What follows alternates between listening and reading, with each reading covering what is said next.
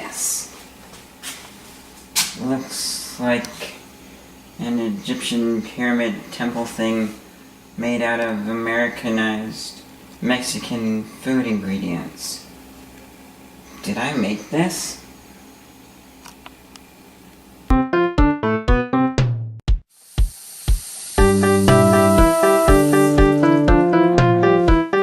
Okay, so here I managed to mash up all of the bits of tomato paste. Again, like so. Right, so I got some tongs. We're gonna check this, and as you can see, that side is pretty well black.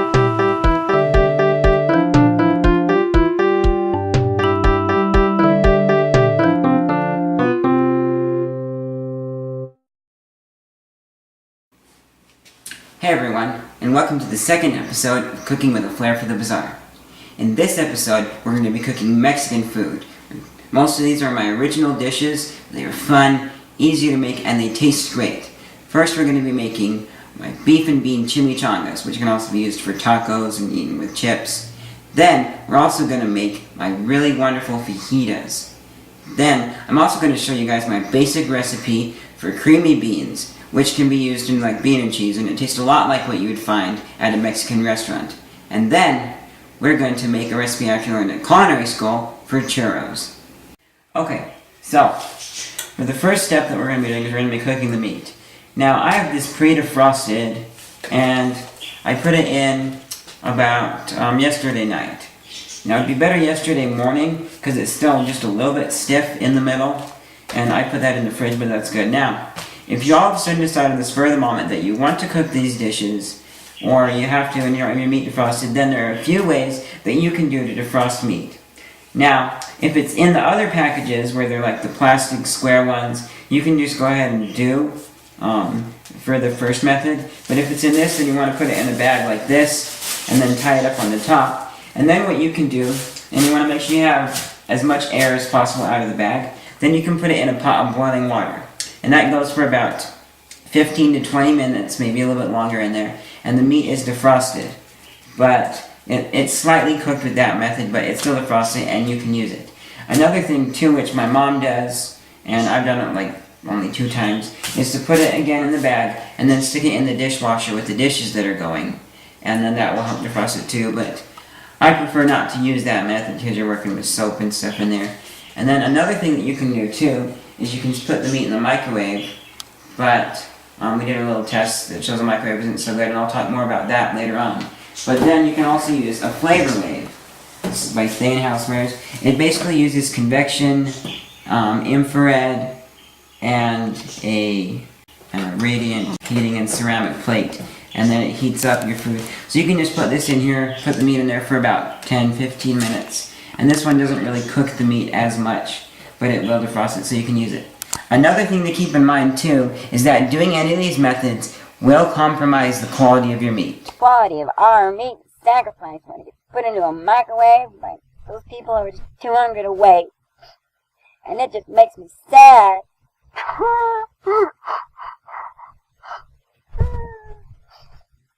It's not so severe that you're going to say, ew, this is gross, I don't want to eat it, but it's enough that you might be able to notice it. So, let's get started cooking our meat. First we have 1 pound of ground beef, and then we have 2 cubed beef steaks. So we're going to start by getting the ground beef on to cook. We're going to open up our pan here. It's a little bit wet. And then, turn it on and get it heating up. We're going to open up the meat.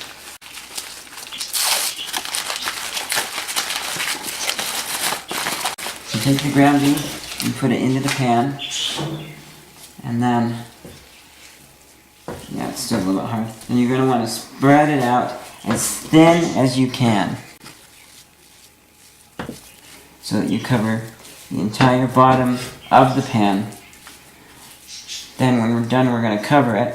We're spreading it thin so that it cooks as fast as possible too. And then we're also covering it because as the meat cooks, there's going to be steam and moisture loss.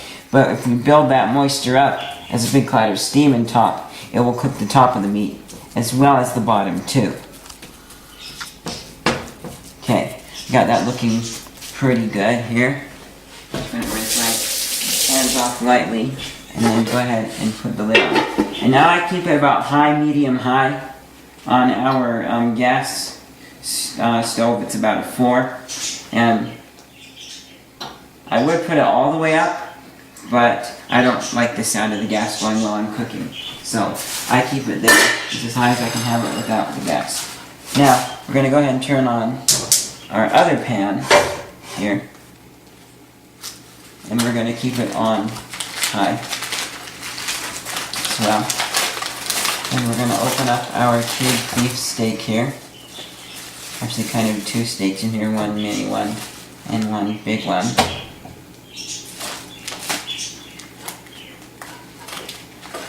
We're going to put these in the pan and cover them as well. Let's see, can we fit one more in there? If not, it will kind of just be the, you can scoot these up the sides, there we go. A little bit squishy in there, but we're just looking to cook these all the way through. And, but there we go. We have our meat on cooking. Okay, so next thing we're going to do is we're going to take this green pepper and we're going to roast the skin off. Because the skin is where the bitter portion of the pepper is. Everything else is more sweet flavor. So we are going to get rid of that. So what you want to do, just place it over your burner like so, and turn it on high. And then we're just going to let that go, and then use tongs and turn it occasionally, but we want the whole thing to get black. Alright, now we're going to get cutting our other vegetables while we let that side turn completely black. It might seem like we're burning it, but we're not. Next, what we're going to do is we're going to cut up this little pepper here. We don't really need to cut it up into little pieces. We just want to cut it open because it's going to be for a later recipe, salsa recipe that we are going to do. So we are just taking out this here, and then actually we'll follow the instructions on the salsa recipe. Next, we're going to come in and cut our onion. If you remember, like I showed you guys last time, came in here, we chopped off the top of the onion, and then we just cut it, to be careful here because it's round, and we cut it close to down in the middle as you can. And then another thing too, in cooking you always try and cut your food so that you have a flat side to it. Now with the onion, it's not really flat, and cut it. My culinary teacher said that this was impractical, and I actually do agree with him. But you can still do it if you're paranoid. One thing, to get a flat side, take the onion, when it's round, go BAM! Right on the cutting board, and you'll smush one side of the onion so you have a semi-flat surface to prevent your onion from rolling around. But it is impractical. So we'll go ahead, we'll get rid of the peel on the onion. And then I'm just going to come into here, cut it up like so. And this will probably be the last time that I show you guys how to cut an onion. I'll have to flip it around again like so. Then on this onion in your dice. So come like this, keep your fingers curved.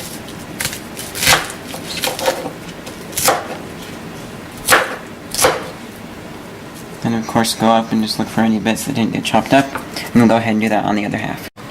Okay, so we're just going to check our meat right now, and it is done, completely done. So I'm going to turn off the pan, and we want to try and keep steam in there. So then we're going to go ahead and we're going to check our other meat here. And this meat looks good as well, so we're going to turn the pan off, and now we're going to let these cool. It's been approximately 3 minutes, and the meats are cooked 100% there, that's what we want. And we're letting them cool down so that a lot of the moisture will stay in the pan, and it will add flavor to our food later on.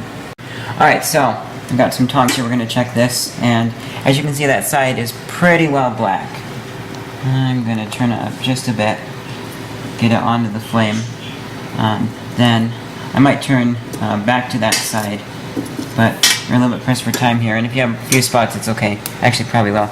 We just turned it over to the other side, and we're going to let the other side go on a nice high heat and really blacken the whole entire thing. Okay, so we're going to now make my sweet and sour salsa. I've assembled all the ingredients right here on the counter, and then let's just see, check my recipe. It's something I made at culinary school one day, and let's see. Oh no, there's no instructions. Okay, let's think, come on. What did I do? How did I make this? I know! I did what I always do for salsa. I put everything in the blender and turn it on high speed. Alright, so let's get started making this salsa. So we've got 1 onion, and we're just going to put the onion in the blender. This is a small onion, not very big. The one you use is maybe a little bit bigger. And then, the original recipe called for a cup of canola oil. I'm going to use olive oil instead. I'm going to use like a half cup because I feel that is a bit much for the price of olive oil, and I probably estimated wrong in how much I put in there. So, and that was 2/4 of a cup of oil. Put that out. And then, next we need 2 cloves of garlic from our little garlic flavors there. So to get the skins off the garlic really easy, you take the knife, smash it a couple of times, and then it just smashes the skin and the garlic so that it breaks it. And you can easily get rid of your skins. Of course, you want to go in and trim off that small tiny bit of a root. And if it's growing like this one is, you don't have to worry. That is just another part of the garlic that tastes like garlic. So go ahead and we'll put these in here. And next we need 1 teaspoon of horseradish sauce. Okay, so horseradish sauce. And actually I'm going to add 2 teaspoons because I remember last time I couldn't really taste it. And this recipe is actually the first time that I've used horseradish sauce, and this is only the 3rd time still. So we've got that in there. And then next, we need 2 tablespoons of sesame seeds. Right here. See if they pour out fast enough through the sprinkle holes. Sprinkle holes are for when?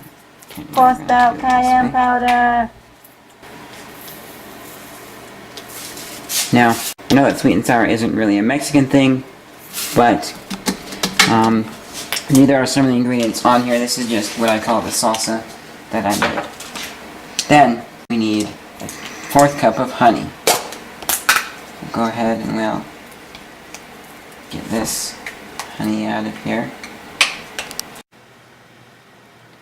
Okay, so we're back over here really quickly because we're going to flip our pepper again. So that is one of the last sides, except for the top and the bottom.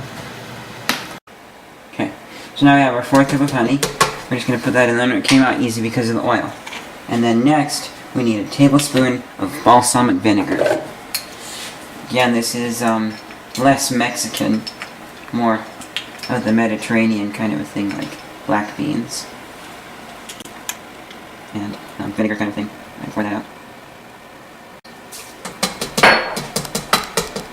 That in there. And then we need a tablespoon of lemon juice.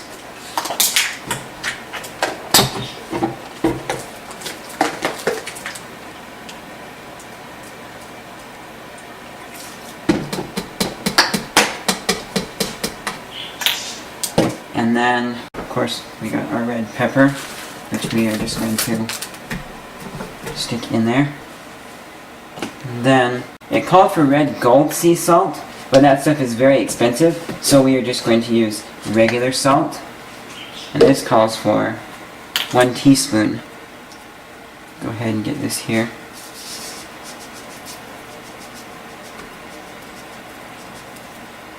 A little bit heaping because there's still a little bit of honey pushing it up in there. And then we need 2 teaspoons of our chipotle powder. Come in here. 1.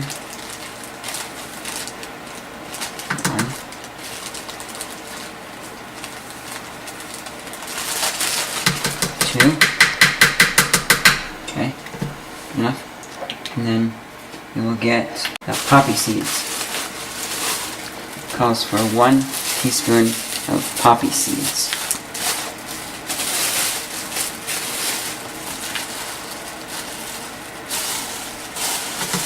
Okay.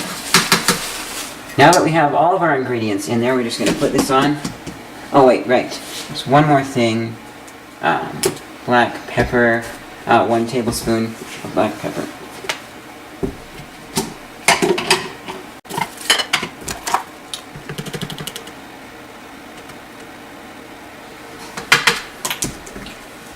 Okay, now that we have all that, we're going to go ahead and put the lid on and crank this out.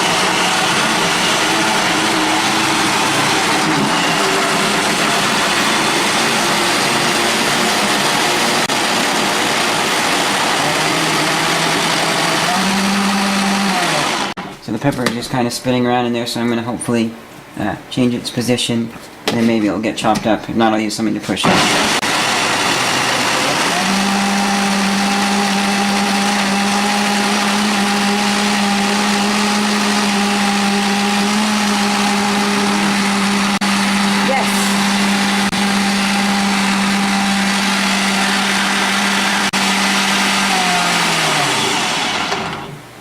Still a little bit of pepper in there.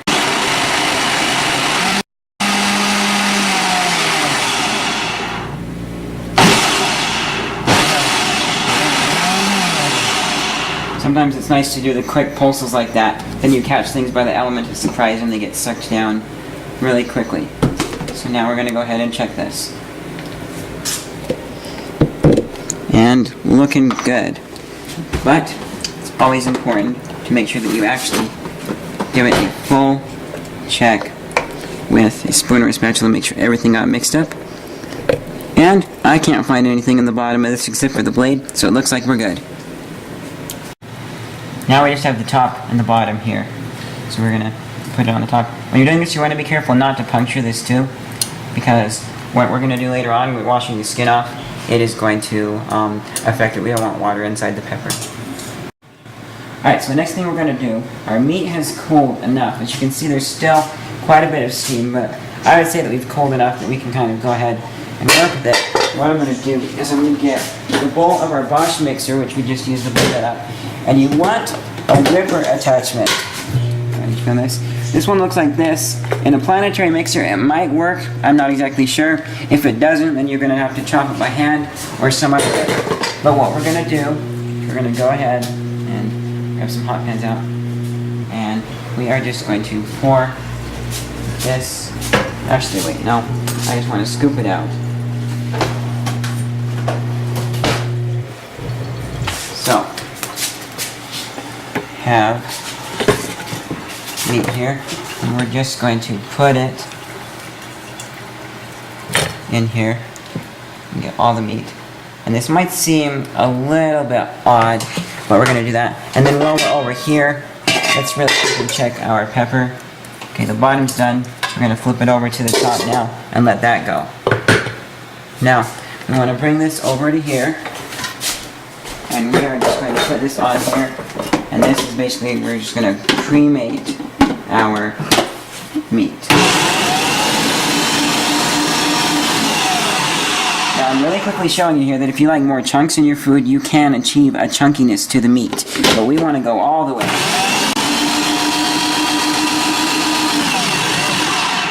A little bit more.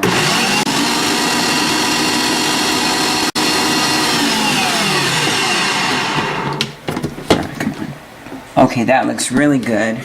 Now, I'm going to grab a spoon here and kind of show you guys what it looks like.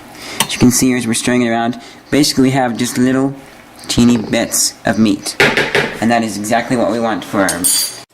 Alright, so now we're going to open two 16-ounce cans of refried beans, or 32-ounce cans, which I believe is a large size. Now I'm going to open this up, and I'm going to show you two ways that you can get the beans out really easily. So first, go ahead and do this, the other can really quickly. Now, come out here to our frying pan. Now for the first method, and this is the easiest method, but it doesn't work on all cans. We're going to take this out, and then we're going to grab one of our old-fashioned can openers, and we're just going to poke a hole in the bottom. Now the reason I don't take the bottom all the way off is because I find that I can't grip these tightly enough or they just don't work. So when I'm doing it, then the can will pop off and then fall on the floor. And we don't want that. But once you've done that, you let air in there, and then you should be able to go like that and get it out. Or you can even blow in there. And then we got it out. And then sometimes beans will be left on the inside, but in this case we got everything out usually. Now the other method, I'm going to show you. Because there are some cans that are made so they stack on top of each other really well. But with those cans, you can't take the bottom off. So I'm just going to take your regular butter knife. And then you want to stick it as close to the edge as you can. Stick it in there. And you're just going to go all the way around the edge. Then your beans should come right out. But as you see there were a lot more beans that got left in the can. And so you will need to go back with a spatula and scoop it out. So if you can, get cans of refried beans that have the bottom where you can poke a hole in it and screw it out. And then we are good to go for our beans. Alright, so we're just going to check, and the pepper is all the way done. So now, I'm going to take it off here, just set it on the counter, and we're going to let it rest for a moment.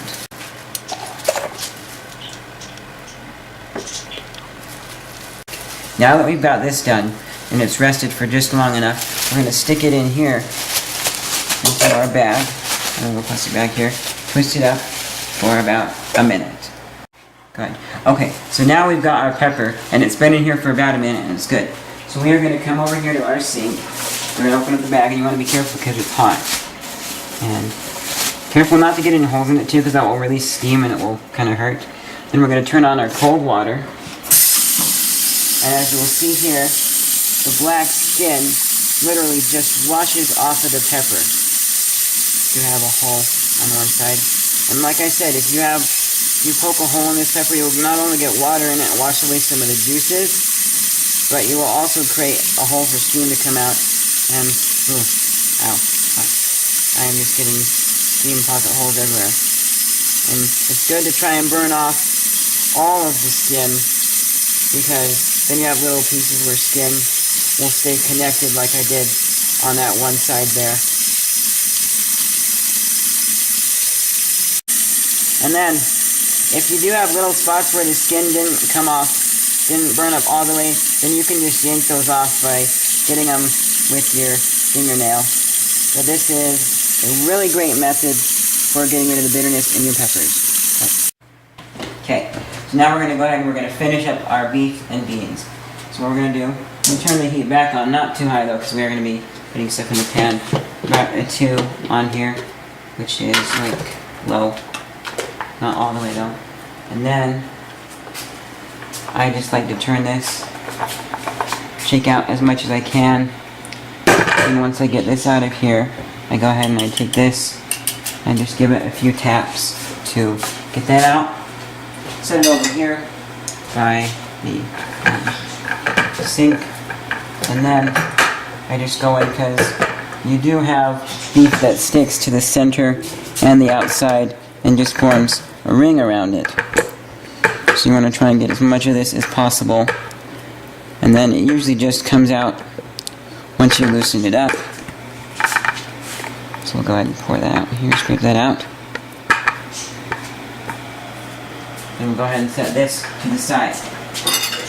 And now, this is the special ingredient that makes these things taste like the beans that you get in a restaurant. It's olive oil. I'm not sure if that's exactly what they use, but it's what my taste buds told me to use. So we're going to add about a half cup, and I usually just eyeball that. But if you're not good at eyeballing things, then you can just use the half cup itself. Once we get it to this stage, we're going to go ahead and we're going to mix everything up all nice and good in here. The olive oil helps make things creamy, and it helps prevent the beans from sticking to the bottom of the pan and sort of like burning on there. It's a nice coating.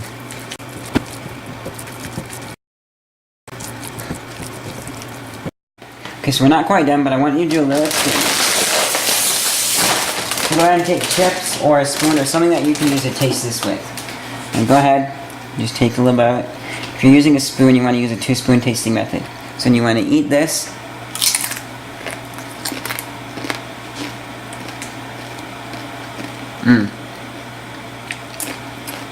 it's really good. Now, we're going to go ahead and rinse our hands, because, of course, we just ate something. Okay. So you probably tasted that and you said, wow, this is really, really amazing. But it's not done. And this little experiment is to show you just how much flavor spices add to things. So you thought what you just tried was good, then we're going to go ahead and try it with the spices. So we have curry powder. This is Simply Truth Organic.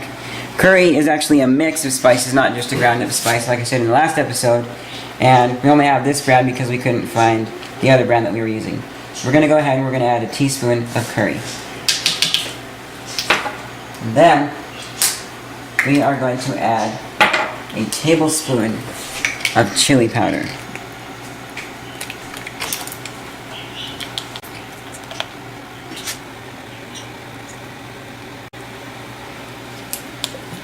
Okay. And then we're going to add a teaspoon of ground mustard.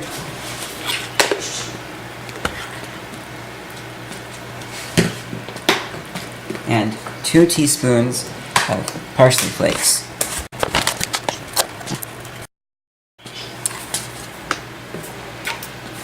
And if it's heaping, that's good.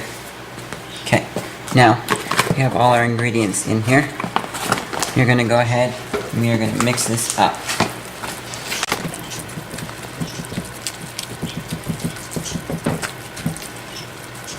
I can smell this. It smells very good.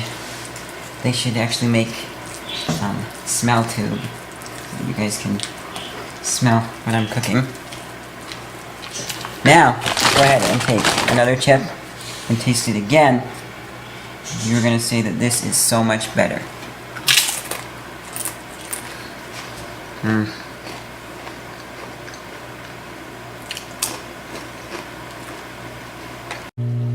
Now, this meat has had plenty of time to cool because we were working with our other meat.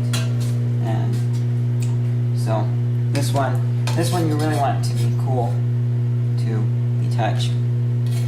Let's bring this out here. We're going to get our meat on our cutting board, and then we're going to cut it up into little strips. And this is the meat for our fajitas.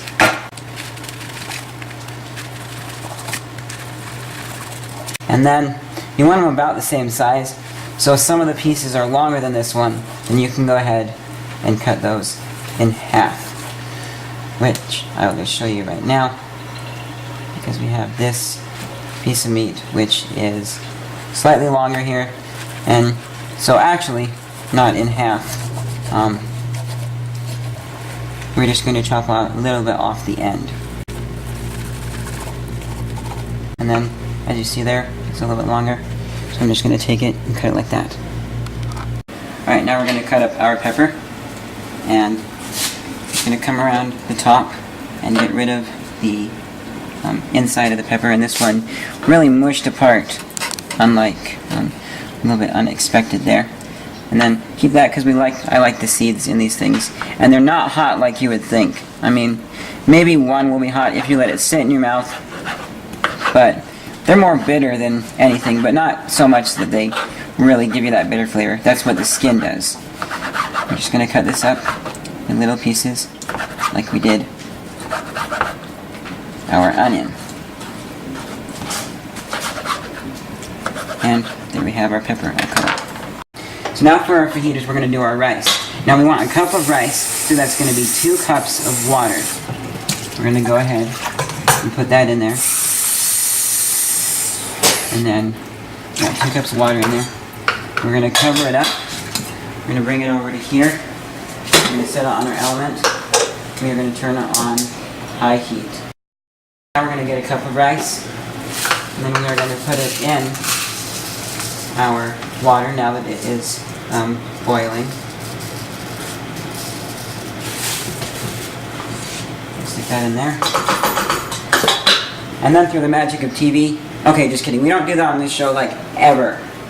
Well, this is going to take a half hour, so, okay, maybe. Cut. Alright, so our rice is done. And, well, actually, to tell you the secret, I cooked this ahead of time, flattened it out, and then poked holes in it. So this is what it would look like if your rice was done, and there might be a few bubbles coming out from there. But if you put that in for 30 minutes and the rice looks like this, then you know you did something right. Alright, now we're going to put our rice into our pan. We're going to turn this back on our high heat. We're going to grab another spatula here. Scrape this out. And we're going to take our meat and we're just going to put it into the pan again. Then I'm just going to get it in there, kind of lightly mix it up, but I don't want to do anything too serious because we're going to add other stuff, and that's when we'll mix the whole thing. We're going to cover it to keep moisture in there. Here's a can of black beans. There's one thing I wanted to say. I find a lot of times black beans, they get stuck on the bottom of the can. There's a lot of juice up here, but there's some clumped back beans. So you just take it, and then you shake it upside down, and it mixes everything up, and then you won't have to scrape anything out of the can. Now we want to drain the juice from our black beans, and then the juice is actually not too bad, so if you wanted you could just drink it or use it for something else. But we'll just shake it out. And then there are just a little bit of beans in the bottom still. So I'm just going to rinse them out a bit. Then you don't have to get all the juice off or rinse them. I'm going to go ahead and bring them over here. I'm going to put them in our pan. Okay, so now we want to get rid of the juice on our corn. Just going to shake that out. And then come back over to here. Go ahead. We're going to dump this into our pan. Then we're going to come back over and we're going to do our tomatoes. Now we don't need all the tomatoes from the can, so we're going to save the juice to keep them fresh in the fridge. Whoops. And we're going to pour that into just a little storage container here. Kind of shake off the juice of the tomato. Here. And then I'm going to go ahead and I'm going to dump half of the can of tomatoes out. So it's a 15-ounce can of tomatoes, and we got a 14-ounce can of tomatoes and 15-ounce can of corn. So we'll come over here and we'll go ahead and dump this into our pan and get just a little bit of the juice in there. We're good. Alright, now we're going to take our oversized cutting board, put it right on here, and then in the back of the knife, we're going to scrape everything into here, and our pan is getting full, so I might actually transfer the other beans and stuff into this container if I need to. But I think we can make it fit. That's one of the things that you have to do as a master chef, is make things fit into pans that they shouldn't be able to fit into. Okay, so now we've transferred the beef and bean mix to a bowl, and then if I need to I can put it back in here and rewarm it or something else. But then as you can see, I've mixed this up. So this is done. Now we're going to go ahead and we're going to start assembling our chimichangas. So now we have a package of guacamole here. Guacamole goes bad pretty fast. This is a wholly guacamole. So I like to cut just a little bit off the top and use it like a squeeze bag because it keeps it fresher. But if you get the tubs, or if you make your own guacamole, you can put plastic wrap over the top and then press it down to squish all the air out, and it will keep it fresher. So next what we're going to do, we're going to go ahead, we are going to put some beans in our tortilla. Now usually I'm so hungry that I overstuff these things, but you have to remember that you're actually giving less food if you overstuff them, because if you stuff them just the right amount, then you're having another tortilla for the other one. Then we're going to go ahead and we're going to spread some guacamole over the top. Now we're going to fold it up, and for a while it took me a while to figure out how they did this, and then I looked at the package and saw this. I was like, okay, that's how they get the ends so that they're closed up. So we're going to fold it up, and then we're going to use toothpicks for this thing. So we're going to toothpick that side, and then we're going to toothpick this side. Then I'm going to toothpick this side. And then we'll go ahead and quickly make another one, and we'll go deep fry these things. Alright, so now this is our deep fryer here, and we are just going to put this in one of the baskets. It's at 375, turned all the way up, and then we are just going to drop it in the oil there. It looks like the oil just barely covers it, so that's good. And there will be a little bit of floating. If it floats too much, then you can't really do it with these ones, but with other baskets, you can go like this, and just push it down And then if you don't have enough oil, then you can always flip it around. But we're just going to let that go for a bit till it's golden brown. So now we're going to flip it over because there wasn't quite enough oil to cover the whole thing. But as you can see, it looks golden brown and very tasty. And we'll let it go for a minute. Now another thing to watch out for, when you flip this over, it's not doing it right now, but most of the time if it's open a little bit more or bigger, the guacamole is really moist, and that will mix with some of the oil a little bit and cause a lot of spittering and spattering. So when you do this, you're probably going to want to back away. And then this does have a filter lid for it. The reason we're doing it outside is because the oil smell stays in the air. So when we made french fries the first time, it smelled like we had put a french fry air freshener in the house, even to the next day. So that's why we're doing it out here, but just watch out for popping. And I don't use the lid though, even though I keep the oil in, because this is sort of a high moisture food and it says not to do it with the lid. So, let's see, let that go just a little bit more on the bottom there. And as you can see there, there's some of the spittering and the spattering. Okay, then I take this out and I just let it drain off like that. And then, once it's all drained, then I go ahead and I flip it out onto our plate. So now we're going to take the toothpicks out, and then this thing is ready to eat. Well, almost quite. When you take the toothpicks out, don't throw them away, because you can use them for your next chimichanga. And if you have to break it up a bit to get inside there, then you can do that. We are using Tortilla Land uncooked flour tortillas. So if I open this up carefully, you might notice that the inside is a little bit uncooked, but it still tastes good. I mean, I eat these things raw all the time, so you don't have to worry about that. So now we're going to put it onto the plate, and there are a number of options. You can pick multiple salsas like traditional salsa, or we picked up these hot sauces at the Dollar Tree. You got hot, and then you got mild. But we're going to use the salsa that we made just today. And I'm just going to take a little bit of this salsa, and we are going to drizzle it over the top. Then if you want to open it up a little bit and put more on the inside, you can. So now I'm going to show you how you can pan fry your chimichanga and get it just like, almost just like we did in the fryer. Just a little bit of oil, and it turns out just the same. You just get the oil in the pan. I've already got it hot here, as you can see little bits in here. Just spitting around. That's why we're going to put our spatter shield on here.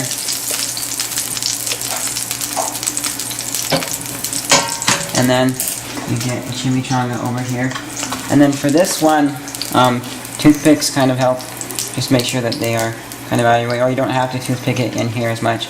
But then what we're going to do is it's going to turn out a little more square in this one. But just kind of shape it like a square, and then place it on its side. And we have it on the bottom here. And then right next to it, we have the center grill heating up for our fajitas.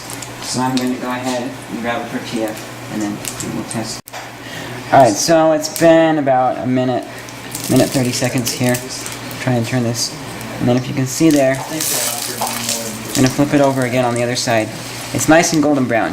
So we're going to fry the side, or the top side, and then we're going to flip it over and we're going to fry the ends. And that will be something that we will be holding it up for. But if you do it just right, then you can get it to stay on its end, and you don't have to hold it there for the whole minute. So, let's see, the top here is nice and golden brown. So what we're just going to do is we're going to place it on the side, kind of smush it down so it's more flat and it will stay there. Put the cover back on. And the oil is a lot hotter now, so we are just going to wait around a bit. And then, I'm using olive oil in the pan. If you want to use another oil that has a higher smoking point, you can go ahead and do that. And we'll talk more about oils and smoking points in some other episode later on. So now we're on one of our last sides. We're going to do the ends too. You have to hold it more for the ends. But another thing to note too, which I found out, is olive oil, it gets to a point where after you've cooked it for so long, it doesn't really have that green color. It's kind of hard to see with the black of the pan, but you'll notice that that's gone. At that point, I find that it doesn't deep fry like anything. And it just kind of sits in the pan, soaks up whatever it is that's left over in there, and doesn't really do anything. So at that point, you want to add a little bit more oil. Because I find if you add more oil and it adds the whole amount, then it will disperse, and you can still keep cooking with it.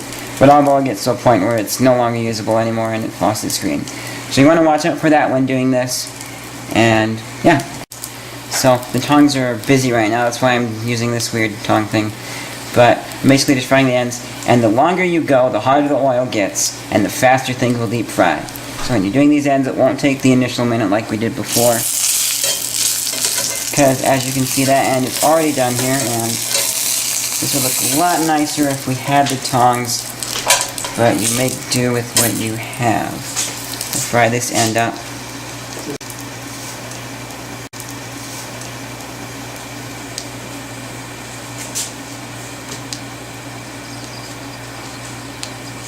And then we'll go ahead and turn the pan off, and then you want to get it out of the pan because it is going to burn up.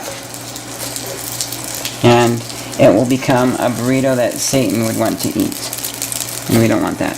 So, there we go. Not as pretty as the other ones, but shows that you can pan fry it with a lot less oil than you would use in a deep fryer.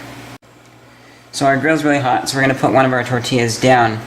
And then, it says about 30 seconds per side, till you see it golden brown, and then it will begin to puff. I find it puffs more once you flip it over to the other side. But what you can do if it's puffed out really big, you can take it off, let it cool down, which I'll show you in a moment, and it will deflate. Put it on, and then it will cook and puff back up again, and you're good. So as you can see, it's just beginning to puff. And these are package directions, so we'll flip it over, and you see there's some golden spots there.